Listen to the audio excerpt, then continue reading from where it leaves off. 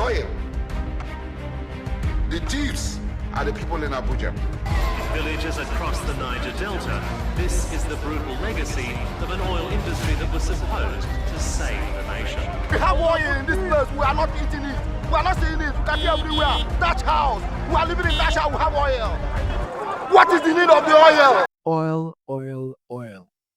The backbone of Nigeria. The fuel to Nigeria generator, the ATM machine to the Nigerian economy. One of the most valuable commodities in the world. So valuable that the Nigerian government killed one of the most influential writers of all time. I made a video on it. Go check it out when you're done with this video. So much money, value, and jobs have been created from this one source since Nigeria gained its independence. But would you believe when I tell you that some people say that oil being discovered in Nigeria was one of the most biggest tragedies that happened in this country? Let me explain. Nigeria first discovered oil in 1956 in Oloibiri, modern-day Bayelsa State. But before the oil boom of the 1970s, oil was still in the back seats in the Nigerian economy. Agriculture was actually the king. It accounted for around 70% of Nigeria's GDP and 75% of Nigeria's foreign exchange earnings, and also created employment for around 65% of the population. So how was life like actually before oil became so dominant? Were we poor or were we actually balling? Let's find out. Back in the 60s, Nigeria was very self-sufficient when it came to food. Food was widely available and also very cheap. At that time, oil was around 25% of Nigeria's foreign exchange earnings. So you can see that it was pretty low down compared to what it is now. As a general rule, if your economy is to be reliant on a specific sector, agriculture is actually the best bet.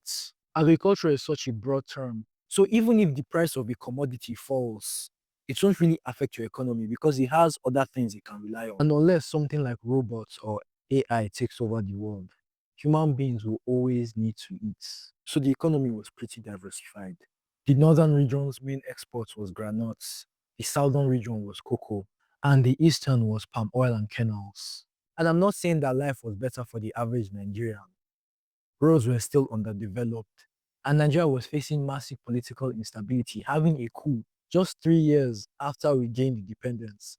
And then we had a whole civil war that lasted from 1967 to 1970. But still, with all this that was going on, Nigeria's GDP surprisingly was still growing steadily.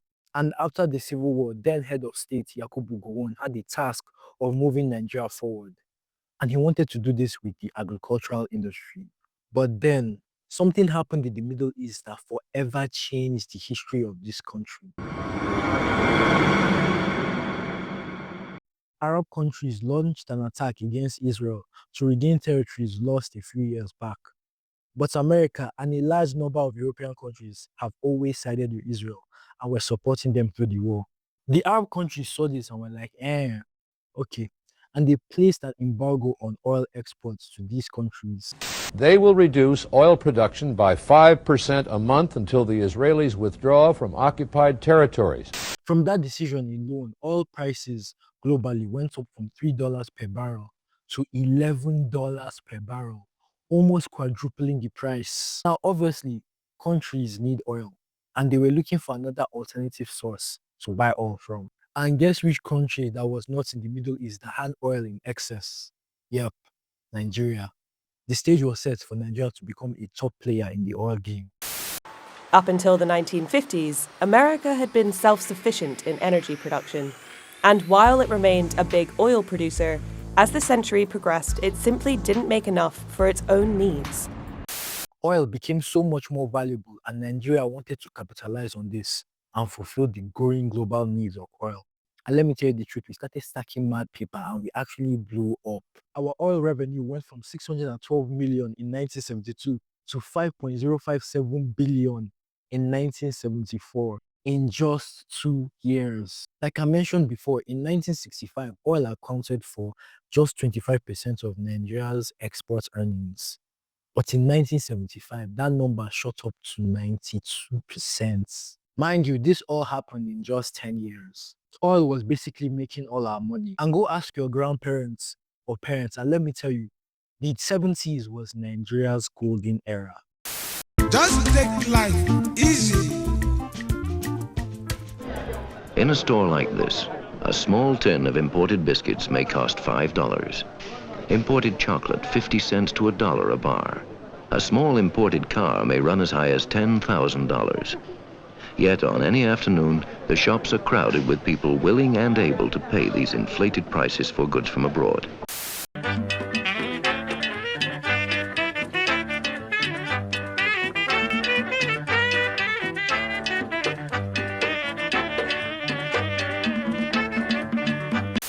At some point, the naira actually got stronger than the dollar. Yes, it seems like a dream now, but it actually happened. Money was flowing, and our head of state, Yakubu Gowon, then made a now infamous quote and said this.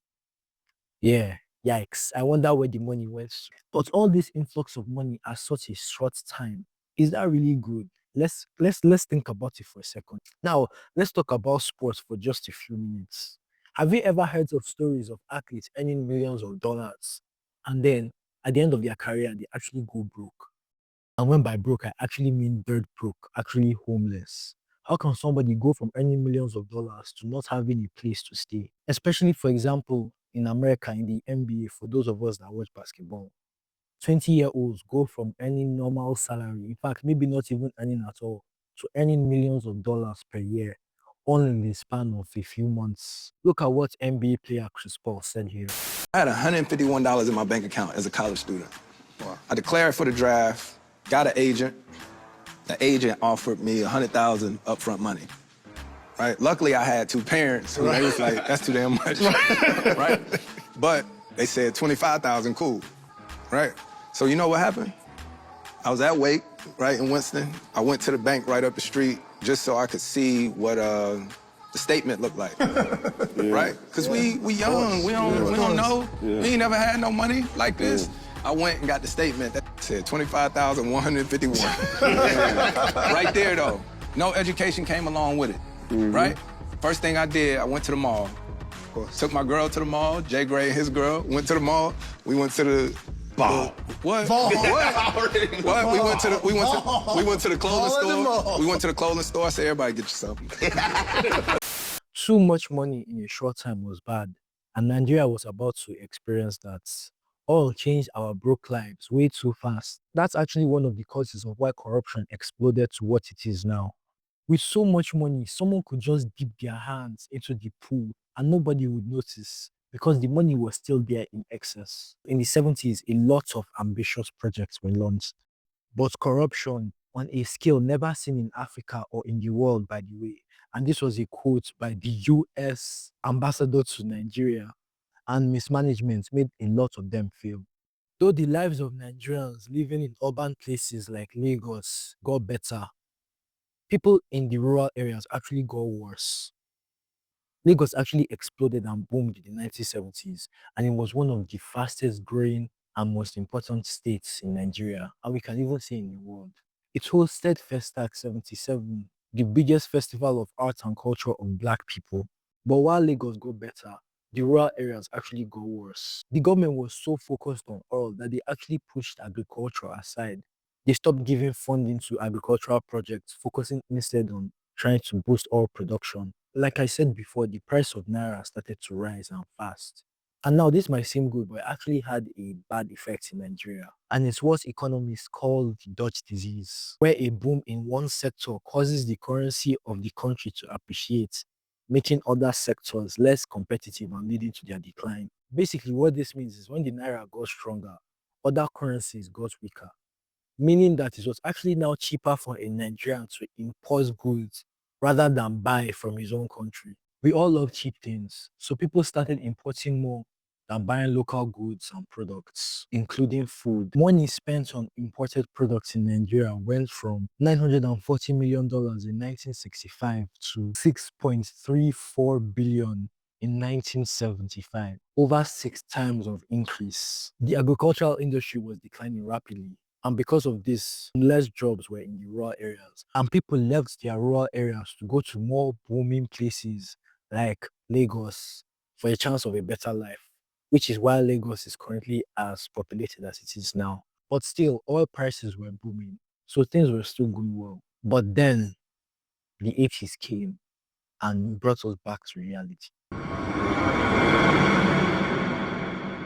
oil prices started declining and in 1986 it basically collapsed, Nigeria was heavily reliant, meaning it lost major revenue. It began borrowing major debts that to this day they are still struggling to repay. Due to rising debt and the high imports Nigeria was spending on, then head of state Ibrahim Babangida, under the guidance of the International Monetary Fund, brought out one of the most controversial policies in Nigeria's history, called the SAP, the Structural Adjustment Program, to try to reduce imports and grow exports. One of the things he did was actually to devalue the value of the Naira's currency in an already import-dependent country. Naira went from 0.6 to $1 to 4 Naira to $1 in just a few months. So it lost over 4 times of its value. The sharpest reduction in Nigeria's history. Yes, even worse than the one that happened in 2023. By 1993, just 5 years later, Naira was like 22 Naira to $1. Because we're so import dominated, prices of things increased massively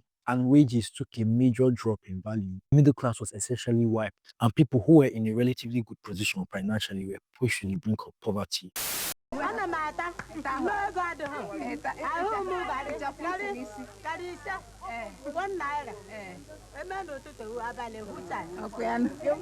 Since then, it's been downhill ever since. Until today, 40 years later, Nigeria is still battling to diversify its economy. Moral of the story, now this is just my opinion, but personally, I think that Nigeria would actually have been a better country if they never found oil. The blueprint was there. Use agriculture. So many countries have done this. We have minerals, resources in excess. We were self-sufficient in the 60s, meaning we had access to exports to other countries and gain money back. And we're only getting better as obviously more techniques and technologies were made, making agriculture more efficient. And don't forget the horrible cost of extracting oil that has actually damaged our environment and the livelihoods of people. I'm not saying oil in abundance is bad. It can be good. Ask Dubai. Ask the United Arab Emirates, ask Saudi Arabia. But with us, where, to be honest, it seems like corruption is ingrained in our DNA. Was that large influx of revenue really the best thing to happen to us? But that's just a theory, a Fal Elmore theory. Let me know what you think in the comments, and thanks for the views. Namaste. Let's go. Please subscribe. Please subscribe.